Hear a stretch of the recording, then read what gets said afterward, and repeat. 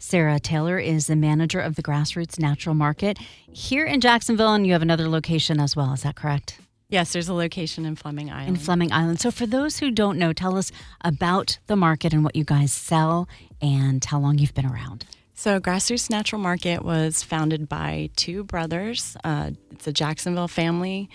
It was started in 2006, so we've just recently celebrated our 20-year anniversary. And we sell a variety of products, everything. All our produce is organic. We have an organic juice and smoothie bar, supplements, all kinds of hard-to-find items, unique items that are clean and natural ingredients, non-GMO, organic. And you also have lunch items as well, right? So people can stop there for lunch? Yes, we do have some lunch items. We have a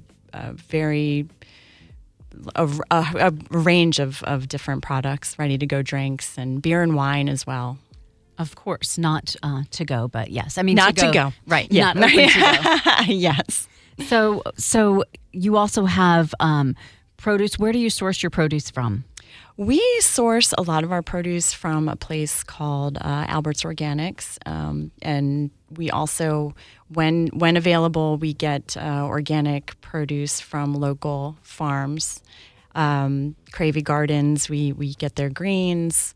We have some place called Bass Farms or Frog Song Farms that we use that are local producers. And you guys were also recently involved or affected by the Ironman. Yes, we did. It was that day was not the best for business, but leading up to it, we did have a lot of newcomers come in and get some healthy options, electrolytes and protein drinks. Why was it not the best for business that day? Because of traffic? Because the traffic was blocked off in many areas. We had some of the local people that were able to come in said, they sat in traffic for, a long time and they kept diverting the traffic. So it was, it was a little bit slower day, but we were able to get out and see part of the race because it was coming right through 5 Points. So that was pretty exciting. Do you think activities like that and events like that inspire more people to have a healthy lifestyle? I think so, because you see what people are capable of and what they're able to do. And even watching the race, you could see people that maybe, they're not athletes per se, but they're out there trying to, make a better life for themselves and be healthier. And that's what we're here to do, to help do and help guide people. And obviously you have all celebrated an important anniversary. How would you say business has grown and how has the audience grown, if it has, over the years? There are a lot more people that are getting interested in natural and organic lifestyles. And I think a lot of it has to do with the help of social media, TikTok. We get a lot of people coming in looking for items that they've seen on social media, different influencers talking about them. So there's a lot more, a lot of people that maybe never considered it are now, looking at ways that they can naturally make a better life for themselves. And when I had called your folks yesterday, obviously very gregarious, very helpful on the telephone. What are some of the biggest questions that you guys get on a regular basis that maybe our listeners have right now? We often get people looking for,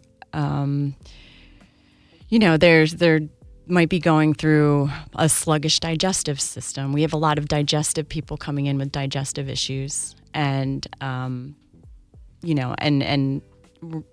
that's probably the main thing, is because our diets are really not great, and the food that's available to us, conveniently is unfortunately not really food a lot of times. So explain what you mean by that, because I think people are going, what? Our food isn't food. Well, I mean, say you grab a bag of Doritos off the shelf. I mean, what are the main ingredients? There's a lot. The ingredient list is maybe like a paragraph long, often of ingredients that you can't even pronounce. And it's, they want to make it taste really good and it's just more kind of satisfies your taste buds, but it's really not doing anything to help your body. I mean, really, whole foods, the least ingredients possible is the best fuel for your body. You had mentioned social media earlier. There was a thing on social media going around where people were squeezing bread. They were putting it in water and squeezing it, and the bread did not fall apart. Right. Yeah. And that's not a good thing, right? It's really not. I think about yes, it goes through your stomach acid and you will break it down, but there's a lot of fillers and gums and things that are going to kind of affect your intestinal tract, and that's what we mean by it's not really food, because your body's not meant to eat things. Those like things that. are not meant to go into your body. They're not body. meant to go into your body. And companies are using them because it's filler. It's cheap ingredients. And the texture is more pleasing to our palate. So that, it's kind of a cycle where it's, okay, well, let's make it pleasing. Let's make it, and then you want to eat more of it. And, it's convenient and it's addictive. Yeah. It takes a little more time to plan a meal, and not a lot of time, but sometimes you just are on the go and you need something quick, and so I get it. To my knowledge, we have not been affected in this state by the Cyclospora bacteria or cyclosporiasis, except to the extent that it is increasing awareness around us. When there is a recall like that, how do you guys react? Well, we check with our suppliers. Our suppliers are really good about notifying us if we happen to have gotten a delivery of something that's recalled, and we react right away, pull it from the shelf, dispose of it. But fortunately, we haven't had an issue with that particular. And your suppliers are mostly proactive. They're very proactive. Yes. Whenever there's any kind of recall situation, we get emails, we get voicemails, notifying us right away. So we talked about the fact that food that is organic and whole is better for you. But what does the designation organic mean for those who don't know? Say somebody's listening and they've eaten Wonder Bread their whole life, and I don't mean to pick on Wonder Bread or Doritos during this broadcast, yes. But they're not whole foods, and I don't think anybody would disagree with that. Right. If somebody has been doing that their whole life and they kind of want to make a change, unfortunately, more organic usually means a little bit more expensive. But what are they getting for that? What does being organic mean? Being organic means that the growing practices are more close to nature. They're not spraying everything down with pesticides. The products are not genetically modified.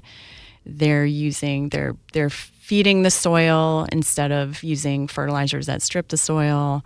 A big thing now is regenerative farming, which is like almost a step above organic, because they're, if they have cows on the land, they're using that manure to fertilize the land. They're composting, they're rotating crops, they're doing everything, in a very, the produce and the grains that are produced are without all the added chemicals.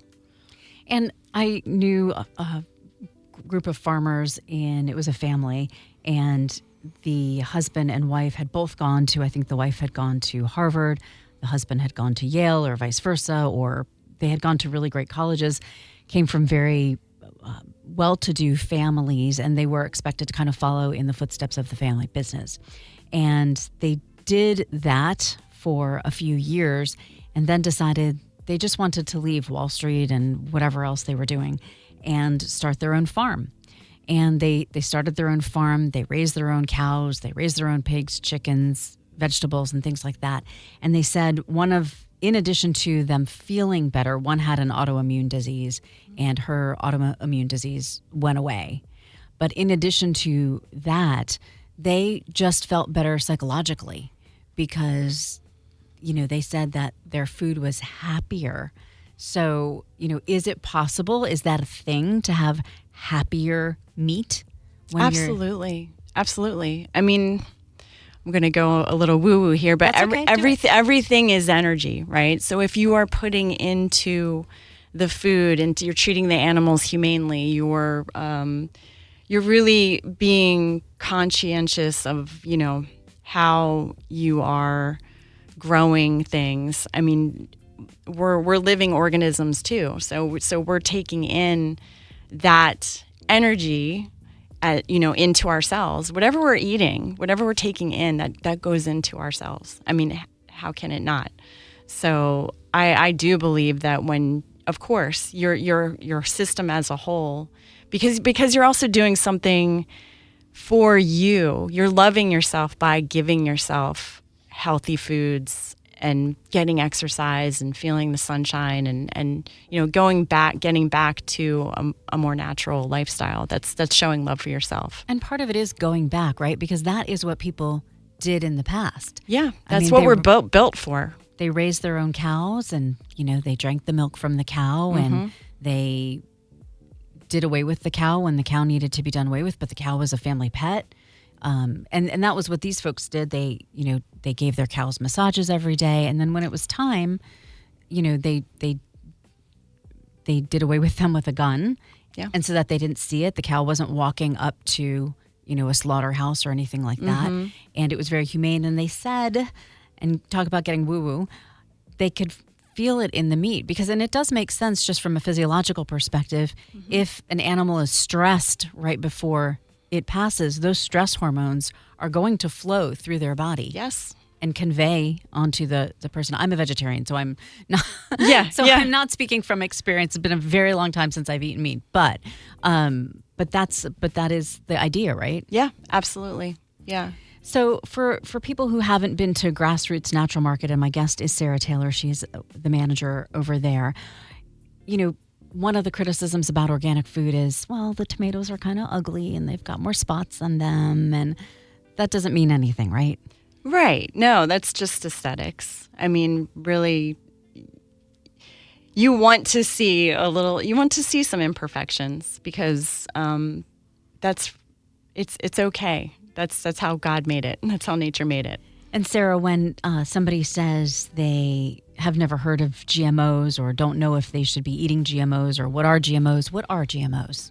So genetically modified organisms, foods are where they, and I know there's some science for it. It will help with pesticide, help with pesticide resistance, and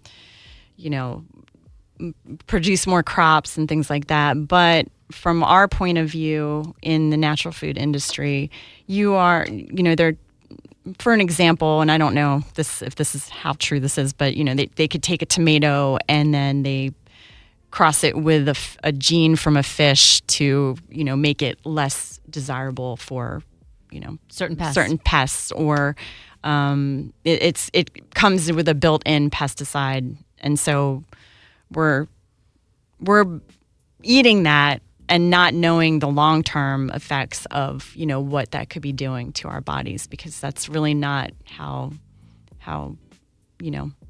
it's meant to be. There's a whole other thing to it too, because certain companies they want the rights to seeds, the seeds, and in all countries around the world, they're taking the seeds and not letting farmers plant their own seeds. And I'm not explaining it very well, but I saw that on a package of, I don't know what it was, cherries, grapes, something, and it said, propagation prohibited. Yes. Mm-hmm. And I also saw it with a couple of other things. Now, growing up in South Florida in the 80s, we grew everything that we bought from the grocery store. You popped off the top of a pineapple and you threw it in the backyard. Yeah.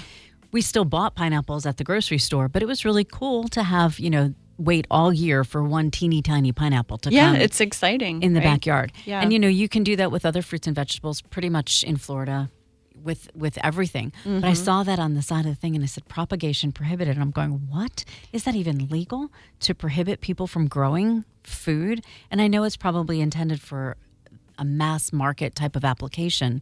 Right. But, realistically, somebody could get arrested for propagating something that says propagation prohibited on it. Yes. And all for what? The sake of profits and, Whole nother story. Whole nother story. That's a whole nother, yeah. Well, Sarah Taylor, I hope that you will come back. It is Grassroots Natural Market in Jacksonville. And where's the other location? Fleming Island. Yes. In Fleming Island. And how do people get in touch with you? What's the website? The website is Grassroots Natural Market. I believe it's grassrootsmarket.com. Yeah. Grassrootsmarket.com. Sorry. We'll put a link to the website and all the information in the blog post that accompanies your interview, which will be posted by Jordana later this afternoon on our website at WOKV.com. And the telephone number there, 904-384-4474. And you guys are really great about answering questions, taking comments. Oh, we're happy to do it. That's what we're here for. And please come see us. 8 a.m. to 8 p.m.? Yes, 8 a.m. to 8 p.m. and then Sundays 9 to 6. Sarah Taylor, Grassroots Natural Market. Thank you so much for joining us. Thank you so much for the opportunity.